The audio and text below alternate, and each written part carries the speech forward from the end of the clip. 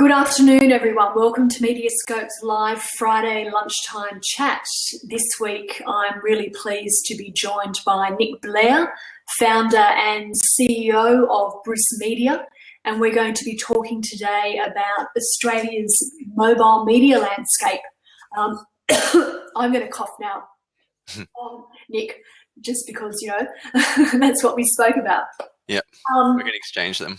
We can exchange costs. And just as a bit of an update, Nic does have a bit of a cold, so he has said he might have a bit of a coughing fit throughout the chat, which I said that's authentic, so that's absolutely fine. So, of course, in my intro, I start off. So thank you, everyone, for joining us. It's been it's been a month or so for a live chat. So really pleased to see that this format and this content seems to be getting some traction in market, and of course the videos are very well looked at after as well. So Nic, welcome. Thank you so much for joining us. Are you joining us from your office in Brisbane? Yeah, that's right. Yep, I'm here in our office in Brisbane. Very good. And Brus Media, if you can maybe just give us a little bit of an update of what Brus Media is. I think you're an Australian-owned and based business in a landscape of a lot of multinationals. Yeah, that's right. So we're in the performance app marketing space. So essentially we specialize in doing cost per install and cost per engagement campaigns for mobile apps across iTunes and Android. So yeah, as you mentioned, we've been around for about 3.5 years, and this is obviously quite an international space where most of the people that we were working with for both advertisers and also publishers that work with us are based sort of all around the world in China, Israel, the UK, US, Southeast Asia. So it's quite a big global landscape, which is cool, and obviously we get to see a lot of interesting things going on. I bet you do. What do you think is the advantage of being an Aussie-based business in that? And the question without notice, I know already, but what do you think is the advantage of being an Aussie-based business in a landscape full of multinationals and businesses from overseas? I think one of the biggest benefits is certainly bringing the international knowledge to the local market. Yeah. I mean, in this space, and we'll touch on this a little bit later, but I mean, even now the Australian market is probably a little bit slow moving into this sort of area, but we're obviously bringing learnings from big markets like the US and innovative markets like in Europe and in the Asian markets where they're mobile first sort of countries where they're obviously they've gone through the early phase and into the more mature phase of mobile marketing and mobile media, and so we sort of have the ability to bring those learnings here that I guess you might not get if you only stayed stuck dealing with the Australian market. Yeah, very good, very good. Just the first question that I generally ask to kick off these live chats is just to get a really good overview or a little bit of input and opinion on our general market. And really, what this does is help anchors the rest of the conversation that we'll have. Yeah. Generally, and certainly you can look at it through the lens of the mobile space, but really just a sort of a bigger picture overview of the state of our industry at the moment. Yeah, look, I think it's similar to how it is throughout the rest of the world in that, technology and digital are obviously disrupting, media publishers as well as brands and the way that not only the way that users consume content, but also the way that brands need to advertise. So obviously, as a brand, we're trying to capture the way that, where the consumers are, I guess, and interact with them through the mediums that they're used to using. But that's obviously changing at a rapid pace, and that's, where we're starting to find the impact of, obviously not just traditional mediums like print, but even desktop and things like that are, people who thought they were a digital business now realize that they're not quite digital enough, when you have to succumb to using different mediums like social medias and mobile apps as well. That's exactly right. And I think there is some conversation that I'm picking up in the market at the moment that really, from a marketing point of view, it's still marketing 101. Work out what our objective is. It's the channels that have really changed, but that same marketing philosophy of reaching your right market, or reaching your audience and so on, and building building sales through those channels hasn't really changed at all. It's the channels that have really changed, and the ability also, I suppose, to really pinpoint a market, right time, right place, is really what we're striving through in programmatic. Not without its challenges, of course, in those objectives.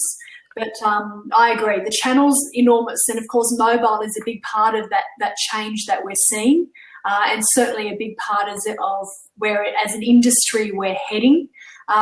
Perhaps now we can talk specifically more about the mobile MediaScope, and I will talk about the MediaScope, which I prepared earlier.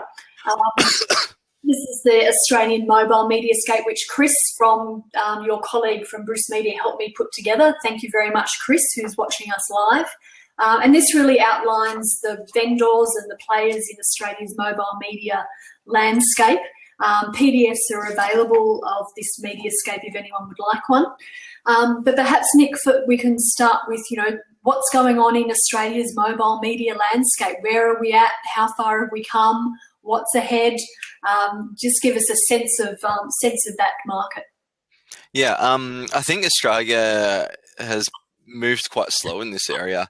As we mentioned earlier, we're sort of working with brands and I guess different industry leaders sort of right around the world, and based on conversations that we've had with a lot of people, and also just looking at the progression of the MediaScope, in different markets, I think Australia is definitely a few steps behind to the rest of the world, and that comes, that's across sort of the broad spectrum. I mean, when you look at the way that most brands will market through mobile, there's obviously, a bit of a gap to it becoming as sophisticated as it should be. I think the Australian, and it also comes down to the offering that some of the Australian publishers, I guess, or media agencies and are offering to their clients as well. So it sort of goes both ways. I guess the product needs to mature enough that it can provide sort of a sophisticated offering to the advertisers, and then it's up to the advertisers to work out, how they can leverage that.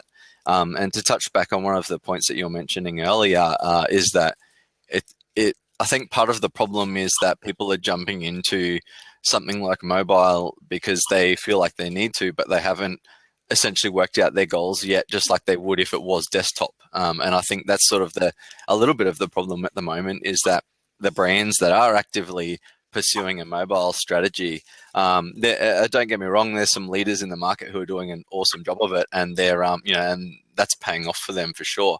And then you have another subset of brands and that are tapping into this stuff because they feel like they need to, but they haven't sat down and worked out just simple things like your tracking and your goals, and what do we want to get from this campaign, as opposed to especially say like 5 years ago in the market, I think a lot of brands went out and built an app because they felt like they needed to, but they haven't built the app with a specific goal of what they want to achieve from having that app in the app store, or how are we going to use this to achieve our business goals. And I still think there's a lot of companies in Australia that seem to be sort of battling with that a little bit at the moment.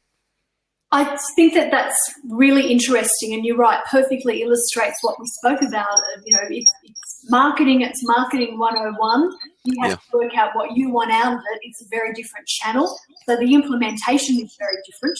I find it also really interesting that you mentioned that we're behind. I think the general perception, and what I hear,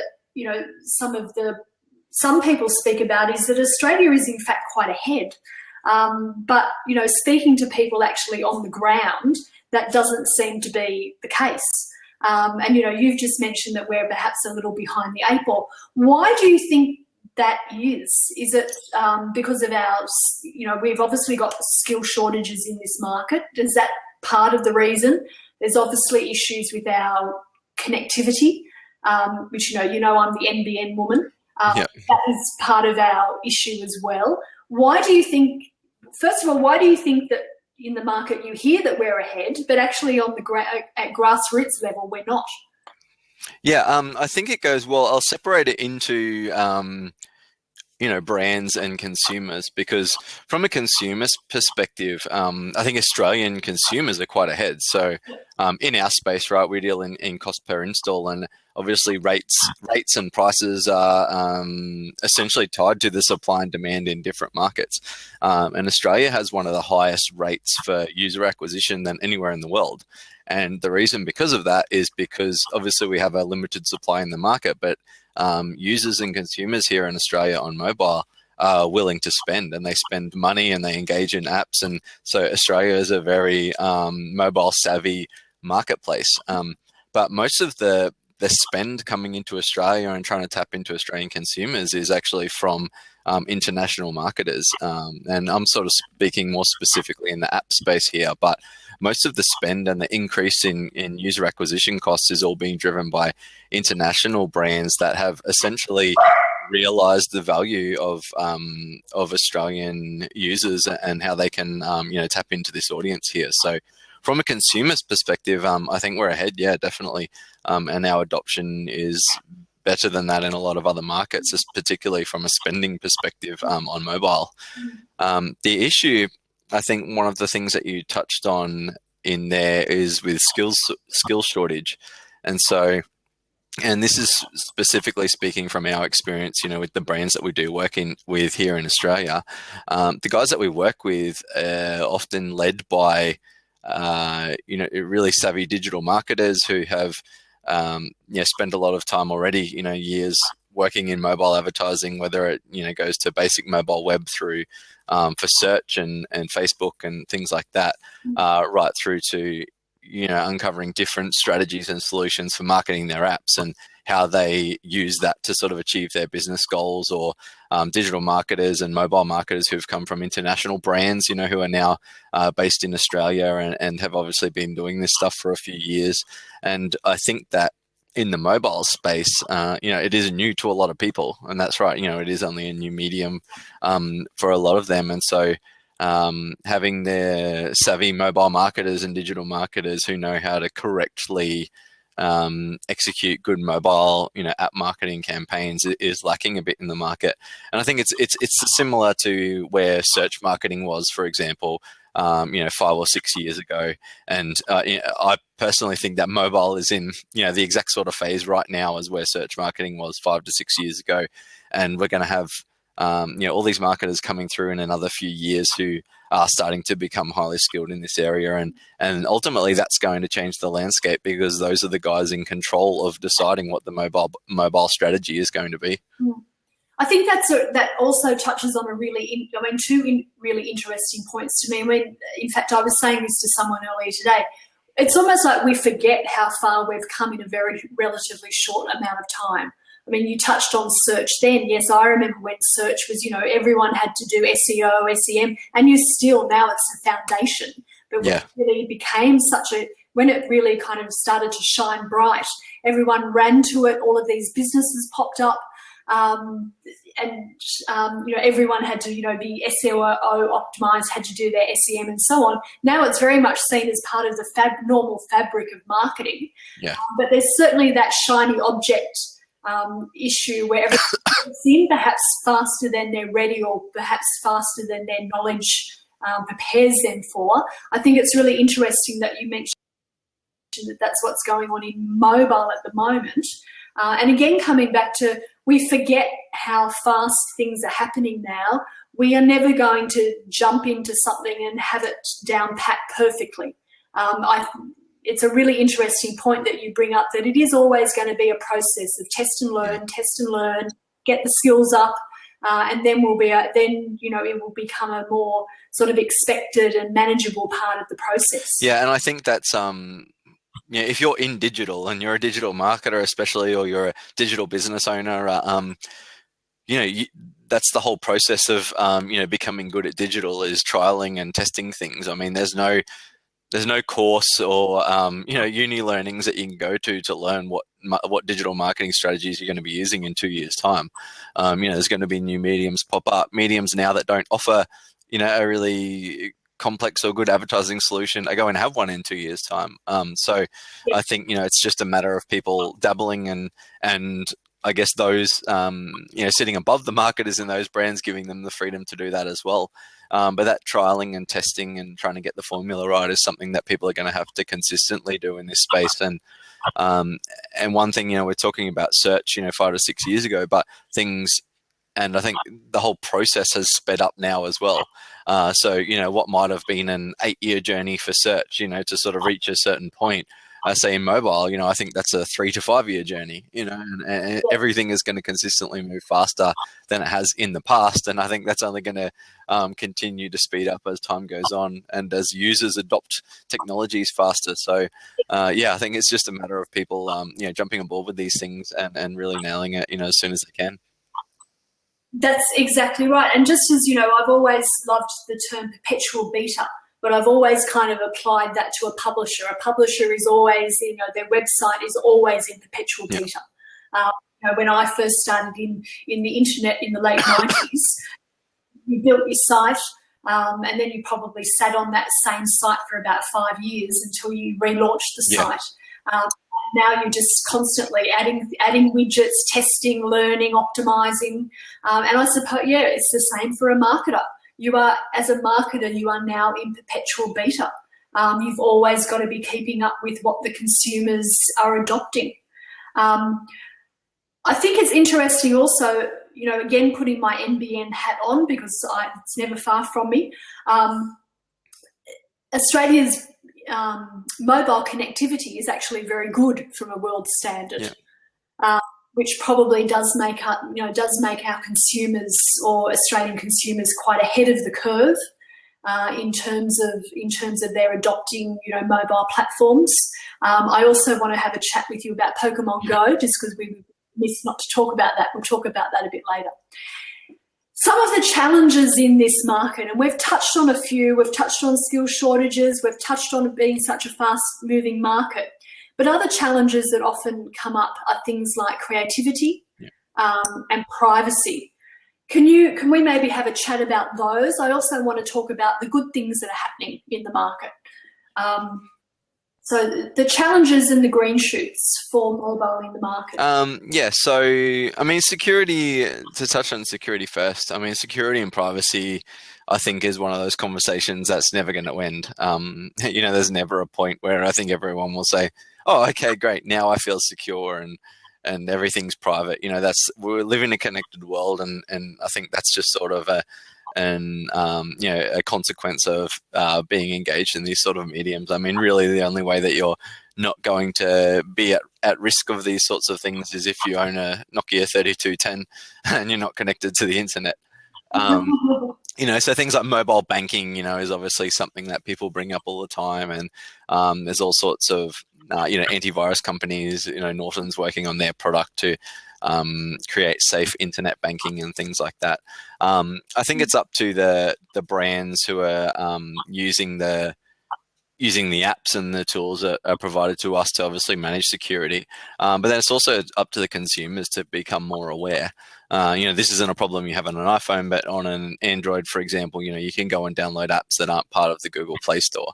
And people doing that, obviously that comes with a risk, the same as it does downloading software to your computer. I think that users need to be aware there's always a risk, I think, and not think that there's never a potential problem. And then I think it's up to them, just to become savvy the same way that they are on their computers. It's less of something that gets talked about with desktop. Now the combos move to mobile, and everyone panics. But I think it's just part of life in a connected world. Exactly. I think it's interesting. I'll give your throat just to rest there for a moment, Nic, until we get on to the next thing. I think it's interesting that, to me, privacy has really come up in the last week or so with census fail. Yeah. So Tuesday, I think at the 9th of August, Australians are filling out the every 5-year census. Yep. Here, predominantly online, and this year they're also asking for our name and address, which they'll be keeping for up to 5 years. There has been a huge Twitter hashtag going on about this census fail. What are you doing with our information? You're going to cross the data sets with, Medicare or the voting or the voting roll and so on. I really think from Australians' point of view, this has been one of the first times it has made them think about their privacy in other ways. Yep.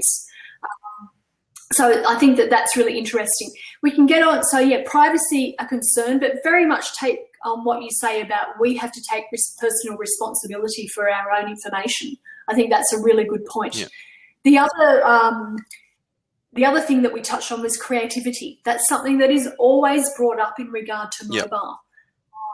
Yep. And I think that and that, for example, creativity in mobile is a perfect thing that we speak about. We're comparing international counterparts to Australian counterparts, and people within the industry, because there's some exceptional creativity that takes place in mobile, around the world. And I think it's just a matter of people looking outside our own shell, I guess, in this market, and looking at ways that you can leverage the functionality and things like that you can have in mobile that can really create engaging campaigns or be creative, especially when, a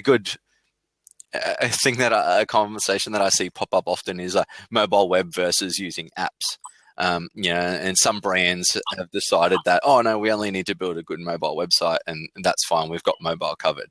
But the functionality difference between what you can achieve in an app, in a native app, versus what you can do in mobile web is, it's not even a comparison, providing you know how to actually use the technology that's available to you, with location targeting and just different sorts of things that you can have inside a mobile app that you can't do in mobile web so well. So, I think the tools are there, and it's just a matter of brands and developers and marketers and guys in the creative team to work out how you can essentially use it to your best advantage. Because there's definitely, brands internationally that have got this worked out. And I think it's just a matter of looking offshore at at some of the best examples of the way that people use it, because you do have to change how you, your execution when you have a smaller screen or you have a smaller creative space. Obviously, you're limited, so that's where you have to be a little bit, think outside the box a little bit more and tap into that creative mind of yours more so than what you're just used to delivering. I think that's really right. And I think as an industry, it seems to me that we've all progressed from one medium to the next and taken similar marketing models with them. So, we went from radio ads to TV ads. TV ads were just really live version of radio ads. We went from print ads to advertising on websites, and really they were just full page colours on websites. We probably haven't progressed too much from there. Now going from advertorial to branded content, we seem to just be progressing a similar thing and applying it to different platforms. So I think that's a really interesting point that you bring up about required to do it well. It requires a whole new way of thinking about how we're communicating. What about monetization too, Nic? Obviously for publishers, that's a big issue, but certainly for marketers as well, who perhaps want to generate revenue through their app rather than just selling, or obviously e-commerce is involved as well. Yeah. But what about the monetization of mobile? And I think that fits in with what we were talking about earlier too, about working out your goals, before you launch a campaign. And I have had conversation with numerous people who are getting ready to launch an app-first business, and they have no strategy for monetization. And I will ask them that, and it's like, well, do you have, how are you intending to fund, your marketing budget if you have no intention of making dollars? Like, you're not going to open a store and you're not going to open a website with no goal on how you want to monetize it. So you need to do the same with your apps. VentureBeat released a report. The one that I'm referencing is probably about 12 months ago now, but it was on in-app monetization and the brands that were doing the best job of it. And the guys that were essentially generating the most revenue from their app had 3 to 5 monetization methods. So on top of that, you need to look at the different ways in which you can make incremental revenue. And if you're an e-commerce retailer, obviously your goal is to sell products. But if you're not, and you're a digital publisher or some other type of brand, then you need to work out the different points at which you can monetize your app, whether it be through advertising, whether it be through in-app purchases, different ways in which you can monetize the users coming through. But you need to pay as much attention to that as you would on a desktop website. And I think that gets lost a little bit. And by that, I mean looking at the ways that you monetize specifically within that medium, not the same way that you monetize on your desktop website, because selling website page takeovers or something like that might be sufficient for your desktop website. But when it comes to mobile, you need to look to different, ad types that you can run, mobile specific type of offerings that you can use to try and generate revenue from your app. Yeah, I think that's an excellent answer, Nick. Thank you. Really interesting. Again and again, as you said, why on earth would you think about setting up a shop front, whether that be a bricks and mortar shop front, without having your monetization plan worked out? It's exactly the same principle. It's just obviously we're living in much more of a virtual mobile world this time. You touched on this before. You mentioned a couple of businesses, particularly overseas, that were doing mobile well. Can you maybe give us a couple of names that I can reference when I'm highlighting the video of who's doing mobile well in this market too, if you can think of one or two? Yeah, well, I'll actually give you some guys in Australia because, I think it's more relevant to the audience, I guess. But there's a few guys like Domain, for example. Property are obviously doing a really good job of mobile. They've brought a full offline and online mobile strategy, and the guys there are quite switched on and committed to mobile. The guys at Expedia are doing a great job. Obviously, Expedia now have multiple brands. So you've got Expedia, What If, Last Minute. They've taken a really mobile-focused, role. Booking.com, other guys who've done a great job internationally with mobile. They've had a mobile-first strategy. Starbucks as well is another example of someone who's more so in international markets has done a great job of mobile. They generate a significant amount of revenue now out of their mobile app, which is something that, I guess would be the envy of any coffee or fast food type of store that wants to be generating revenue from a mobile app. Starbucks is a really good one to have a look at. And then you have a couple of guys locally too, even Cars Guide and Car Sales are both doing a really good job in mobile. I think in the local markets, there's sort of one or two local market here. There's one or two leaders, who were sort of the first leaders in the digital shift for the brands that have adopted mobile and are doing a good job of it. Because they've had those learnings. Yeah. I think that's interesting that you say they got in early. They've had those learnings, so they've been able to keep on the curve. Yeah, and I think they're also, as a result of that, they're brands that are also prepared to invest resources and time learning, early so that they can get the formula right and execute on that, where some of them, are at that point now where they've already got their strategies worked out because they aren't brands and that are afraid to sort of spend time and money trying to get it right. Yeah. And Nick, out of interest, something that just popped into my head, how do you learn? Is it just trial and error? You just basically put your toe in the water? Is it, I know there are new courses in our industry that look at mobile, but, they're probably fairly fundamental in their learning level.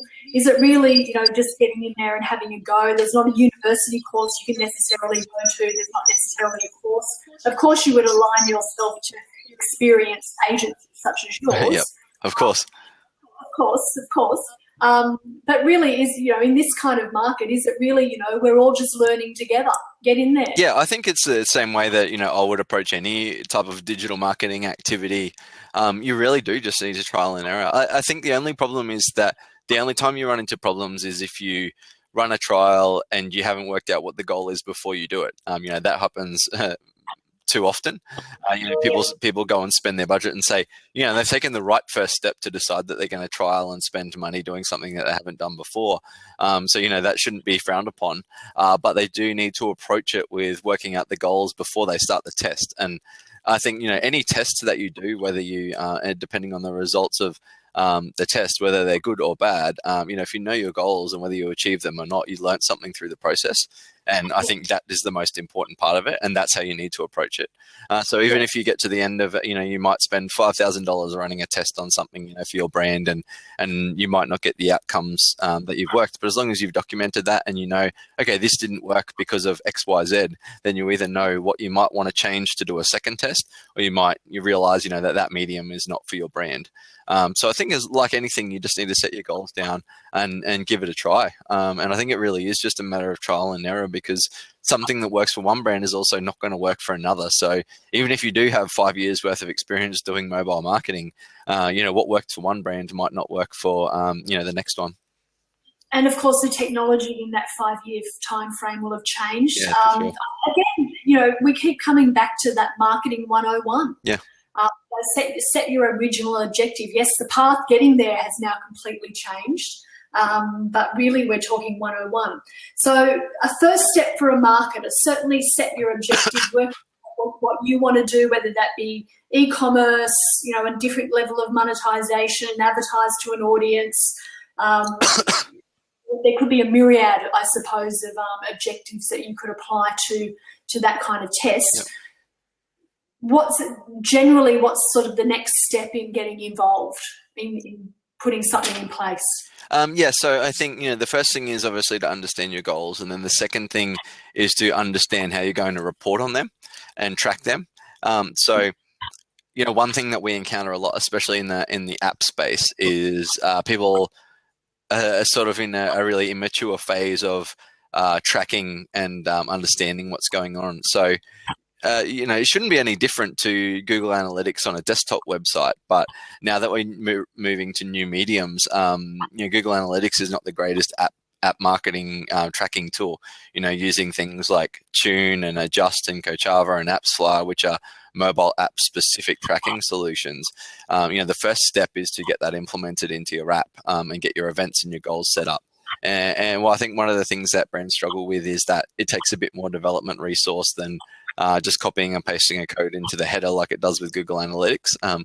Everyone's become accustomed to, it's easy to set up tracking because you just drop a small piece of code in your header and then all of a sudden you're tracking everything that's going on in your website. App tracking is a little bit more complicated than that, but it's the first thing that any brand needs to invest their time into getting right beforehand. And once you have that set up, then you can optimize and work on your campaigns and work out which marketing channels you're using are essentially reaching the KPIs and the goals that you're looking to achieve. And so then if you're an app marketer and or digital marketer looking to promote your app, obviously you want to understand your goals. You want to make sure that your tracking is set up correctly and your events and goals are ready to be tracked. And then it's just a matter of finding a couple of different sources to test your campaigns on. And obviously this is going to be different to desktop. So there's solutions like ours running cost per install advertising, which is obviously completely new to to most mobile marketers, so you can obviously only pay for new users who install and open your app. Facebook ads, app-specific Facebook and Instagram ads perform quite well. Obviously, the targeting, especially in early stages, the targeting that you can use in things like Facebook and Instagram are delivering great results across apps for most marketers. One thing that most of them are having trouble with is scaling that up, as you have to broaden your campaigns. But certainly initially they're a great solution to use. You have things like Yahoo Gemini, which is a native ad platform for apps. Again, something new to marketers. And Google obviously have solutions as well. And Google and Twitter both have solutions for app marketing, which are definitely worth looking into. And between all of those mediums, that's sort of the best place to start with promoting your app. And you'll notice that they're all app-specific marketing channels and solutions that these brands have developed, as opposed to just taking your knowledge from desktop advertising and transferring it over. You're in a whole different game now. Yeah, I think that's really interesting, and no doubt some of that is explained on the mobile MediaScope. Yeah. Which again available to anyone who gets in touch for a PDF. I would be remiss if I didn't talk about Pokemon Go. It seems, already I think it's so interesting. When I first heard about it, I was actually overseas and thought, okay, will this still be around when I get back? Yep. It seemed to have lasted a little bit longer. But first of all, it made me think, is this our new world where something will come, it'll be like a shooting star, it'll burn very brightly, but then it'll slowly just kind of peter off, and then until the next shooting star comes along. I think Pokemon Go partly fits into that, but I also think it's really interesting that it seems to have put, firstly, I mean, it's a mobile thing, a mobile application, so relevant to you, but it's also put VR and AR on the map in quite a big way. But perhaps if you can just give us a little insight into Pokemon Go, what you think it's done for the industry, any insights that you can offer on that general, shooting star that came along. Yeah. Well, one thing that I think that is awesome about Pokemon Go is that it's many brands and apps have tried to get people outside and never successfully done it. Whereas Pokemon Go has achieved that at a level that, no one in mobile has done previously. So, despite all the complaints and, people talking about, guys walking around their phones running, almost getting run over by cars or actually getting run over by cars and things like that.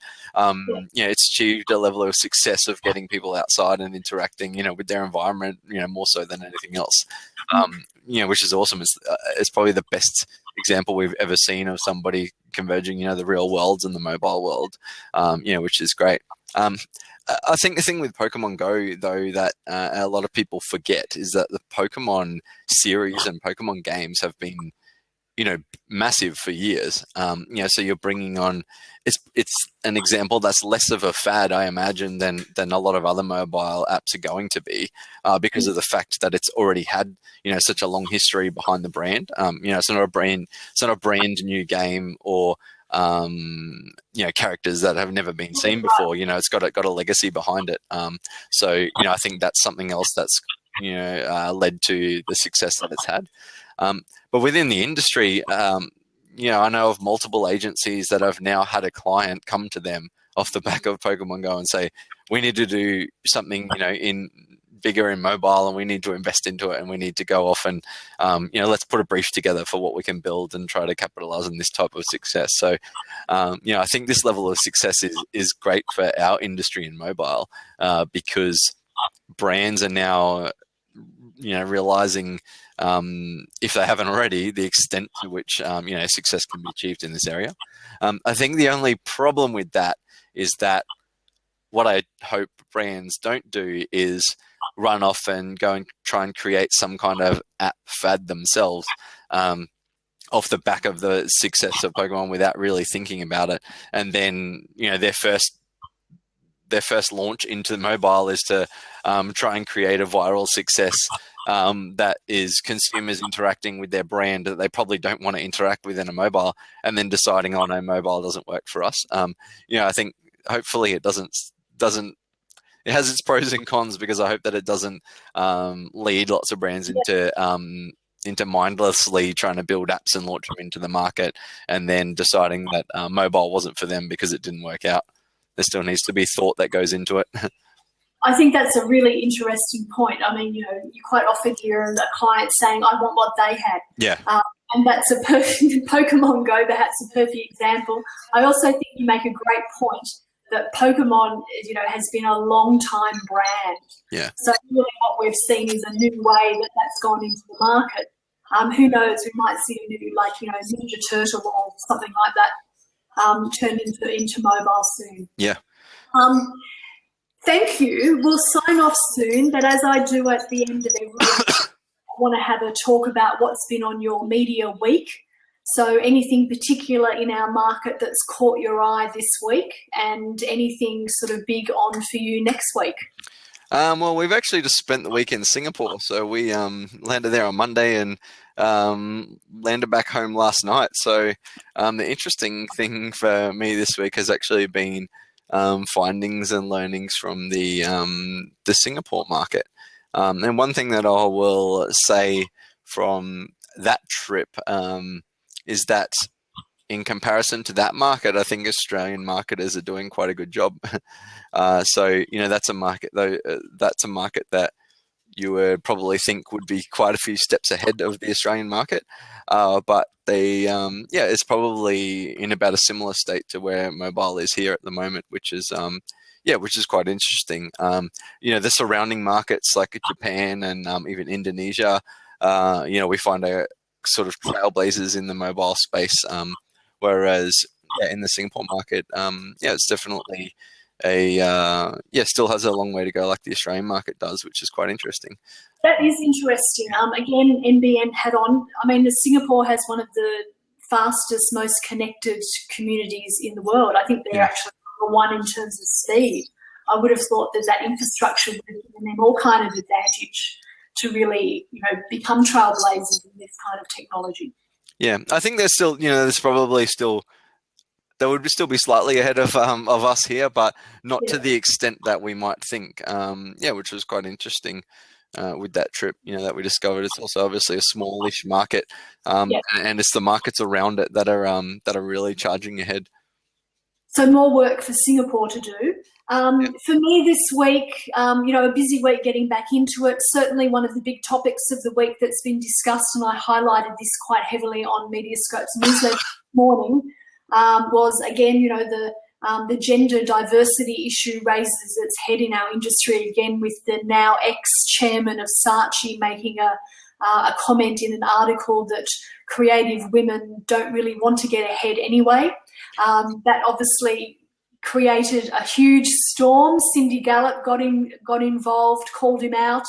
I think I listed like 10 articles addressing that subject on MediaScope's newsletter this morning. So it certainly seems to have, again, ignited this huge debate around gender diversity and indeed any kind of diversity in our industry. Peggy's List was created as a tangible and actionable step addressing this. I noticed this week that The Circle, I think, has been launched by Ad News, so another sort of positive, hopefully tangible step. But, everything that I do, or, I'm hoping that these kind of talk fests turn into something tangible always. Otherwise, in 6 months' time, we'll just be doing the same talk again. For me next week, off to ADMA Global Forum. Looking forward to those 2 days there. It looks like a really good lineup of lots of marketers talking about their experiences. I'll be live tweeting. And again, the mobile MediaScope PDFs available. But Nic, thank you so much for joining me today. Thank you also to the audience who have tuned in live and to those who will be watching the recording.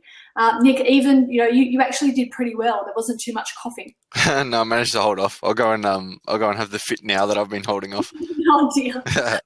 I really hope it wasn't uncomfortable for you. No, it wasn't too bad.